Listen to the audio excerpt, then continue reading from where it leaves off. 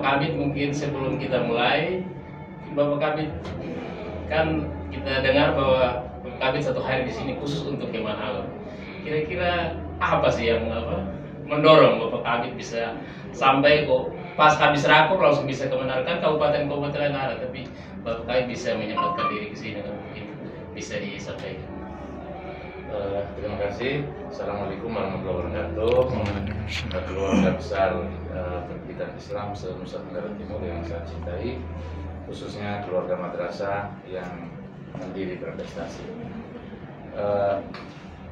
Saya jadwalkan untuk kesempatan pertama ke Alor ini karena memang ada satu amanat yang saya ingin sampaikan di Man Alor, yakni Man Satu Alor, terkait dengan indikator masyarakat sudah berbondong-bondong masuk di madrasah dan mencintai madrasah, ditandai dengan jumlah siswa Man Satu Alor hari ini sudah mencapai 1.160-an.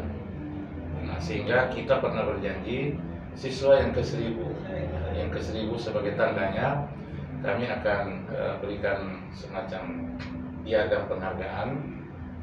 Itulah yang kemudian kalau saya berlarut-larut khawatir siswa ini lulus gitu. Jadi mumpung dia masih ada di sini dan kita betul-betul memberi penghargaan berkat jasa dia yang ke-1.000 itu, akhirnya ini sebagai kita bisa jadikan indikator bahwa hari ini madrasah di NTT itu luar biasa. Ditandai dengan indikator si masyarakat sudah berbondong-bondong menyekolahkan anaknya di madrasah. Madrasah menjadi pilihan utama. Bahkan ketika madrasah sudah tidak bisa menampung lagi jumlah peserta yang masuk, maka kita tolak dan kemudian mereka kecewa. Dan biarkan mereka kecewa, ini sebagai indikator juga bahwa kekecewaan itu artinya mereka betul-betul sudah mencintai madrasah. Lalu selanjutnya saya memang ingin melihat langsung inovasi yang sudah dilakukan oleh Kepala Mantul ya Man Satu Alor ini sejak beliau menjabat sebagai Kepala Man Satu Alor. Ada janji-janji secara lisan yang disampaikan ke saya dalam obrolan-obrolan di kala rakor dan berbagai momen yang mempertemukan kita. Maka hari ini saya ingin betul-betul langsung menyaksikan apa yang sudah dilakukan dari semua mimpi-mimpinya ketika menyampaikan ke kami secara lisan. Dan ternyata memang alhamdulillah ini adalah sebuah kenyataan, bukan lagi hayalan seperti barangkali tadi dipertontonkan kepada kita tentang robotik. Dan sekarang saya berada di ruang podcast ya dari Man Satu Alor ini. Alhamdulillah ternyata ketika saya meluncing studio Terobong Bintangnya Man ND, saya pikir Man ND baru pertama itu untuk madrasah.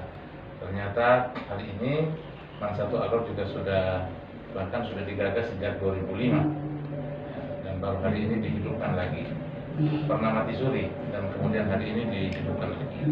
Kalau begitu dalam catatan sejarah dalam hal menghidupkan multimedia, saya kira Man Satu Alor itu sudah peletak dasarnya sebenarnya, bukan Man ND kemudian yang menyusul. Tapi karena memang selama ini studio ini mati suri dan kemudian hari ini hidup lagi, saya berterima kasih. Ternyata malaikat Israel itu tidak tahan terus nyawanya, dilepas lagi. Dan mudah-mudahan madrasah yang lain bisa mengikutinya. Kalau memang MTS mungkin baru coba-coba untuk jadi tidak apa-apa. Toh MTS Negeri 1 ND juga sudah mulai. Saya kemarin waktu rakor juga di MTS Negeri 1 ND, ya dihadirkan di dalam studio dan kemudian saya semacam talk show lah di dalam studio. Terima kasih. Terima kasih Bapak Kabit. Tapi tadi saya dengar tuh ada sedikit sentilan tentang mantul. Itu kayaknya menarik tuh Kabit. Itu kira-kira ada apa? Ada filosofi atau apa di belakang sehingga bisa? Waktu itu saya memang yang memberikan brand untuk man satu alor ini, ya sebut aja mantul. Biar mantul itu menjadi brandnya man satu alor. Sama seperti saya berikan ke man 2 Flores Timur, saya kasih nama Manda Flotim. Man 2 Flores Timur yang ada di Longkela. Maka man satu alor ini saya minta juga madrasah-madrasahnya buat brandnya masing-masing. Ya, seperti di Jogja itu man 2 Jogja itu Mandaya. Mandaya itu man 2 Jogja. Terus kalau man 2 Kulon Progo, Mandaku. Mandaku. Nah, itu kan unik dan tentu punya makna ya. Kalau mantul itu kan mantap betul kalau kita mau kasih panjang gitu. Padahal maksudnya mantul itu man satu alor gitu. Singkat jadi mantul, tapi mantul itu juga punya makna mantap betul gitu. Dan mudah-mudahan ya, gelora semacam ini terus menggelora di setiap lisan siapa saja. Dan pada akhirnya memang man satu alor betul-betul mantul ya, di atas dari semua sekolah dan madrasah yang ada di alor. Ini kan mimpi itu harus terus kita gaungkan. Karena Allah kabul itu ya bisa tahun depan, bisa 10 tahun yang akan datang, bahkan mungkin bisa saja setelah kita mati. Dan akhirnya generasi kita akan mengatakan ternyata doa orang-orang tua kita dulu agar jadikan man ini menjadi mantul seperti dan di atas dari semua sekolah yang ada di alor ternyata tercapai. Nah, gitu. Jadi saya lihat Bapak Kabit ini seperti punya semacam visi ke depan, semacam mimpi. Jadi di posisi sekarang nih apa dulu pernah terpikir, tiba-tiba saya bisa jadi kabit dan punya apa dan bisa bertanggung jawab kepada beberapa madrasah. Kira-kira dulu tuh pernah punya mimpi dari kecil sehingga kok bisa ya, suatu saat saya bisa jadi kabit. Kira-kira bagaimana tuh? Bisa diceritakan sedikit lagi kira-kira. Kalau mimpi jadi kabit itu mungkin tidak. Saya tidak pernah bermimpi jadi kabit. Malah kalau mau dikata, ya saya sebenarnya dipaksa. Ya dipaksa oleh pimpinan. Karena terus terang jujur, ini ada bakakan juga. Saya ya berkali-kali diminta 2010 itu saya sudah SK malah. Tapi SK waktu itu sebagai pas kasih dulu ditarik ke Kupang. Ya persiapannya untuk ke sana. Tapi saya tolak waktu itu karena saya lagi membangun pendidikan Islam di Sumba, ya, yakni membangun pondok pesantren sejalan dengan membangun madrasah, membangun pondok pesantren. Jadi kalau saya tinggal, saya takut itu gagal semuanya. Dan akhirnya di saat sudah tiba saatnya, saya diminta lagi untuk datang, sudah bergabung ke provinsi, ya baru saya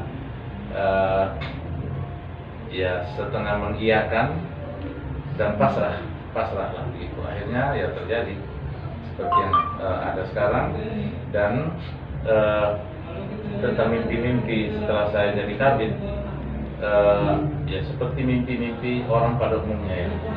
Namanya kita sudah ditugaskan, diamanai tugas yang cukup besar ini, tanggung jawab seprovinsi Nusa Tenggara Timur.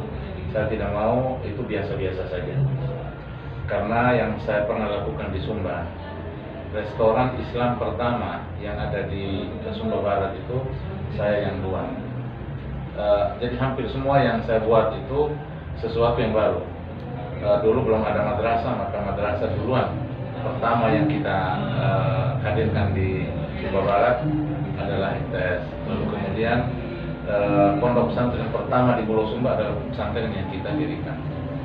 Jadi saya punya jiwa seperti itu, ingin melakukan sesuatu yang mungkin belum dipikir oleh orang lain. Nah ini kemudian mudah-mudahan menjadi branding, sehingga mungkin pimpinan melihat itu, sehingga saya diminta, ayo buat juga di tempat lain, jangan hanya di Sumba saja. Nah bagaimana agar bisa berbuat di tempat lain? Tentu ya saya harus berada di posisi strategis. Tidak cukup di Sumba lalu kemudian saya minta teman-teman lain buat seperti saya. Tidak bisa. Seperti itu. Ya, saya lihat di dalam diri Bapak Kabit ini kayak ada semacam hasrat untuk terus berinovasi. Kira-kira ini apa memang dari mudanya tuh mungkin ada pengalaman atau mungkin ada gurunya dulu yang mungkin kita harus mungkin ada semacam pengalaman sebelumnya yang membuat Bapak bisa termotivasi. Saya punya guru bahasa Inggris dulu di SMP, membekali saya dengan sebuah kata mutiara, dan saya disuruh untuk tulis kata mutiara itu di kertas karton yang bagus, lalu kemudian suruh tempel di dalam kelas. Kata mutiara itu bunyinya begini: never put up till tomorrow what you can do today. Jangan menunda pekerjaan yang bisa kita kerjakan hari ini sampai besok. Itu yang mendorong saya untuk setiap saya punya gagasan, saya harus segera wujudkan. Karena boleh jadi orang semua punya mimpi, tapi jarang mungkin orang yang segera ingin mewujudkan mimpinya itu mungkin hanya 1-2, jarang gitu. Nah, saya ingin menjadi orang yang jarang itu. Ketika punya mimpi, ya harus segera kita wujudkan. Karena saya terus terang kalau belum terwujud, ya kalau boleh dibilang tidak bisa tidur, ya tidak bisa tidur gitu. Terus akan berkecamuk dalam pikiran, apa belum bisa saya lakukan. Itu kata mutiara yang sangat mendorong saya untuk melakukan sesuatu yang bermakna. Karena terus terang saja kita ini manusia kan ada sesuatu yang sudah kita rencanakan, dan ada banyak terjadi hal-hal yang tidak pernah kita rencanakan. Nah, kita harus antisipasi sesuatu yang kita tidak rencanakan. Misalnya kita sudah punya rencana bagus, nah, tiba-tiba datang berita duka bahwa ada keluarga kita, ada kenalan kita, sahabat kita meninggal. Otomatis pekerjaan akan kita tinggalkan, kita akan tunda pekerjaan kita tidak lagi. Nah, seandainya kita menjadi orang yang sigap, apa-apa yang kita rencanakan segera kita wujudkan, maka sedikit demi sedikit, walaupun ada hal-hal yang tak terduga, itu bisa diantisipasi. Bapak Kabit ini kan di posisi Bapak ini kan menaungi madrasah, tentunya banyak istilahnya goncangan gitu kan. Kira-kira untuk mengatasi tantangan itu biar nanti yang lain-lain juga bisa belajar itu seperti apa? Ya, goncangan itu diantaranya begini ya, ketika kita menggeser para madrasah ke guru biasa atau ke pengawas, itu pasti ketemu itu dia tidak tegur, muka murung misalnya. Nah, saya kejar orang seperti itu. Saya suka orang-orang yang seperti itu, saya kejar. Jadi tidak dijauhi. Tidak, saya kejar, saya rangkul, kemudian saya bicara dari hati ke hati. Mungkin sama dengan Pak Kakak seperti itu. Kalau kita jauhi, itu akan memperdalam jurang dan mempertajam masalah, tidak selesai nanti. Masih ada 2 lagi Bapak Kabit. Boleh. Ini kedepannya Bapak Kabit, tentunya Bapak ini kan pasti punya mimpi. Kedepannya tuh bayangan madrasah di NTT itu harus seperti apa sih kira-kira? Harus seperti apa kira-kira mungkin 5 atau 10 tahun ke depan setelah ditinggalkan Bapak gitu ya mimpinya? Saya punya mimpi bahwa semua madrasah atau lembaga pendidikan Islam di Nusa Tenggara Timur ini punya wibawa lahir dan batin.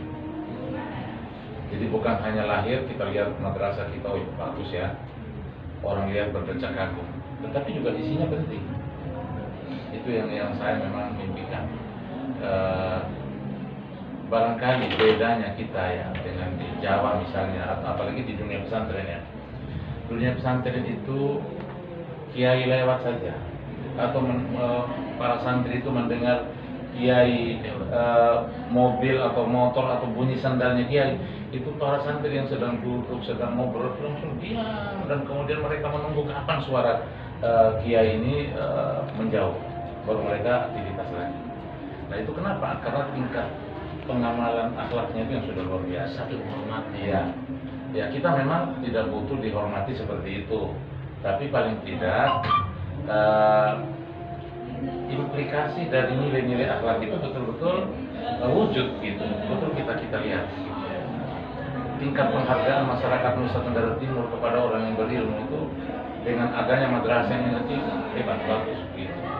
Kalau untuk sementara ini kan kita lihat penghargaan terhadap orang-orang berilmu itu masyarakat NTT kita ini masih kurang gitu. tidak seperti di Jawa. Ya saya hanya melihat dari bagaimana mereka melihat sosok ulama, sosok kiai, sosok guru itu betapa ininya mereka. Saya mimpi seperti itu. Saya kepingin di NTT nanti dengan madrasah-madrasah ini atau lembaga pendidikan Islam pada umumnya menghasilkan generasi-generasi yang berakhlak itu luar biasa. Jadi penekanannya lebih kepada akhlak dulu. Kalau akhlaknya sudah bagus, Karena begini, secara lahiriah madrasah-madrasah kita apalagi dengan SBSN kan sudah wah, banyak yang wah. Nah tinggal juga kita harus poles dalamnya. Untuk itu saya juga mengajak kepada semua komunitas pendidikan Islam ya di madrasah dalam hal ini ya kita harus bergerak bersama. Akhlak itu mulai dari diri kita, guru dan saya kepala bidang dan semuanya, baru ke siswa. Karena tidak ingin disakiti, jangan menyakiti. Maksudnya ketika kita sudah mulai memuliakan anak didik, kita tidak pernah membuat mereka tersinggung, tidak membuat mereka kecil hati, maka yakin mereka akan menghargai kita. Mereka akan memuliakan kita sebagai guru atau praktisi pendidikan lain. Okay. Terakhir, mungkin ada pesan untuk siswa dan juga guru. Karena saya tertarik tadi itu, mana bisa menumbuhkan nilai sehingga kedepannya tuh dihormati, dihargai oleh siswa. Yang pertama, kita harus sadar bahwa tugas kita sebagai guru ini adalah sebuah amanah besar ya, yang pernah dibawa oleh Rasulullah. Ya, Rasulullah itu guru yang luar biasa. Nah, kita kan mengikuti Rasulullah ini. Sayangnya kita ini jarang menyadari bahwa yang kita lakukan, kita sebagai guru ini, guru apa saja, tidak pernah merasa bahwa kita ini bagian dari melaksanakan amanat yang dibawa oleh Rasulullah. Nah, kalau kita sudah menyadari itu, maka otomatis apa yang kita lakukan itu bernilai ibadah di mata Allah. Gitu. Nah, untuk itu butuh menata hati, lagi-lagi menata hati. Untuk bisa menyadari itu semua harus dengan menata hati. Oleh karena itu, ya kepada semua komunitas pendidikan Islam termasuk semua guru ada di madrasah, di lembaga pendidikan Islam, semuanya pesantren, diniyah, TPQ. Ya saya minta kita semua menata hati. Menata hati dengan sebenar-benarnya gitu. Karena kalau kita mau ngomong, guru zaman dulu itu tidak ngomong banyak tentang menata hati. Tapi mereka itu luar biasa pengabdiannya tanpa pamrih. Kita sekarang itu lebih banyak pamrihnya, sehingga dari menata hati itu jauh. Ini mungkin agak jauh dari siswa ini mungkin. Iya, karena memang kita kurang pandai menata hati. Tuntutannya terlalu banyak. Kalau Pak Mantan Kabar kita bilang, guru zaman dulu itu uangnya sedikit-sedikit. Kalau guru zaman sekarang itu sedikit-sedikit uang. Tidak dikasih uang ya sudah mutung. Teman lain dapat ini tunjangan, yang ini itu iri. Ini berpengaruh, akhirnya ya ke anak juga jadinya berpengaruh. Anak lihat sikap kita sebagai guru. Guru saya begini ya. Secara tidak langsung kita mendidik anak-anak kita juga untuk menjadi orang-orang yang pamrih akhirnya. Jadi mungkin ya kepada semua guru ya saya minta itu untuk menata hati dengan menyadari lebih awal bahwa tugas kita ini mulia sebenarnya. Jangan kita hinakan diri kita hanya dengan hal-hal yang tidak penting. So ketika kita mengabdi dengan setulus-tulusnya, seikhlas-ikhlasnya, yakin Allah yang akan buka pintu segala-galanya untuk kita, pintu rezekinya, pintu ampunannya, pintu rahmatnya untuk kita. Dan di sana kepuasan kita sebenarnya. Jadi ada nilai kepuasan. Tapi kalau kita bergantung kepada materi, kepada selain Allah, yakin Bapak akan sengsara, Bapak akan melongsok, kata orang Jawa, Bapak akan galau, akan kecewa pada suatu saat. Karena sesuatu selain Allah itu tidak bisa memuaskan, tidak bisa menjamin. Sekarang tinggal keyakinan kita saja. Nah, saya ingin guru-guru kita seperti itu. Kalau seandainya guru-guru kita sudah berpikiran seperti itu, pandai menata hati semua, sejuk di madrasah itu. Siapapun yang datang itu akan merasa, wah, madrasah ini. Jadi orang bukan hanya melihat, tapi orang juga akan merasakan suasana batin. Auranya orang-orang di madrasah itu, auranya aura care, welcome dengan siapa saja. Jadi kita tidak usah, jangan pernah takut kita ini minoritas, ini begini. Saya tidak pernah ada pikiran itu. Saya di Sumba, minoritas Sumba Barat itu. Dengan Sumba Timur itu masih banyak mayoritas, masih banyak Islam di Sumba Timur. Orang heran kenapa saya bisa bangun pondok sampai 2 lagi pesantrennya, bisa madrasah-madrasah bisa bertumbuhan. Karena saya pikir saya berbuat yang baik kok untuk anak bangsa, bukan saya tidak akan memusuhi siapapun. Nah, itu harus kita bangun dalam diri kita. Seperti itu. Mr. Irfan. Thank you, Mr. Karan. You're welcome. You give some advice for our students and our teachers here.